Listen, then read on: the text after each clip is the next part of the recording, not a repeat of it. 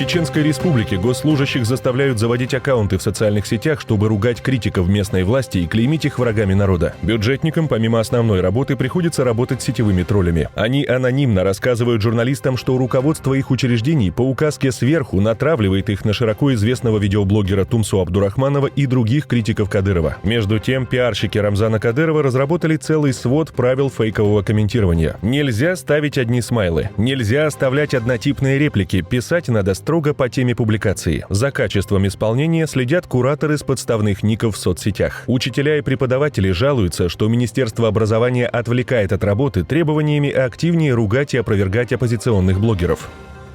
Чеченская правозащитная ассоциация «Вайфонд» обратилась к странам Евросоюза с призывом присоединиться к американским и британским санкциям против Рамзана Кадырова и его окружения. Напомним, США внесли в санкционный список самого чиновника за нарушение прав человека, а также его жену, дочерей, 5 его приближенных, кадыровские спортивные клубы «Ахмат» и коммерческие компании, приносящие прибыль правящему семейству. Правозащитники полагают логичным ввести санкции Евросоюза против перечисленных выше лиц и структур, но не ограничиваться ими. Требуем от властей стран ЕС введения санкций против всех членов правительства Чеченской Республики, депутатов парламента Чеченской Республики, а также их родственников и лиц, поддерживающих эту преступную власть. Мы требуем введения персональных санкций в отношении сотрудников УФСБ по Чеченской Республике, сказано в послании. Все они, поясняет Вайфонд, содействуют преступлениям кадыровцев. Ассоциация напоминает о заказных убийствах и покушениях на чеченцев в Европе, за которыми стоят кадыровцы, а также обращает внимание, что приближенные Кадырова все еще вольготно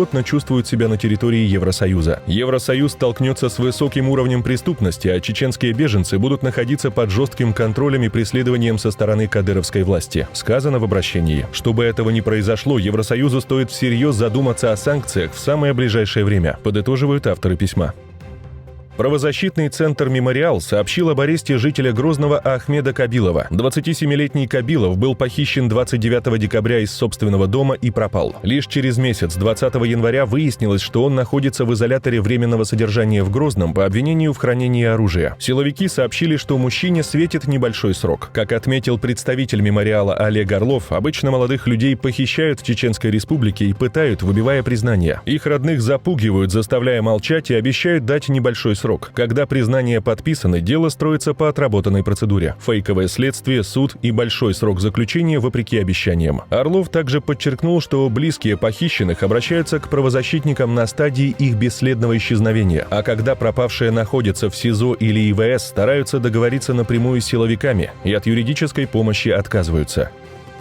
Сразившийся с ОМОНом на оппозиционном митинге 23 января в Москве студент Саид Мухаммад Джумаев завоевал народную симпатию и поддержку в кавказском сегменте соцсетей и за его пределами. Видеоролик, где полицейские в шлемах выдавливают с площади митингующих, задерживают и бьют, а 21-летний чеченец яростно сопротивляется, стал вирусным. Простые люди одобряют, сочувствуют и восхищаются смелостью Джумаева, а кадыровские чиновники критикуют его выход на акцию за Алексея Навального. Адам Делимханов, советник Кадырова, предлагал Джумаеву сдаться, а спикер чеченского парламента перед камерами гостелевидения распекал его родственников. Молодой человек не сдался. Спустя несколько дней его задержали, поместили под арест на 2 месяца и обвинили в применении насилия к представителям власти. Достойное поведение Джумаева после ареста и попавшие на другое видео высказанные мотивы выхода на площадь еще больше укрепили позиции чеченцев в глазах общества. Это недовольство продажной властью и желание перемен в стране. Его хвалят за скромность, твердость духа, отвагу и готовность идти на риск.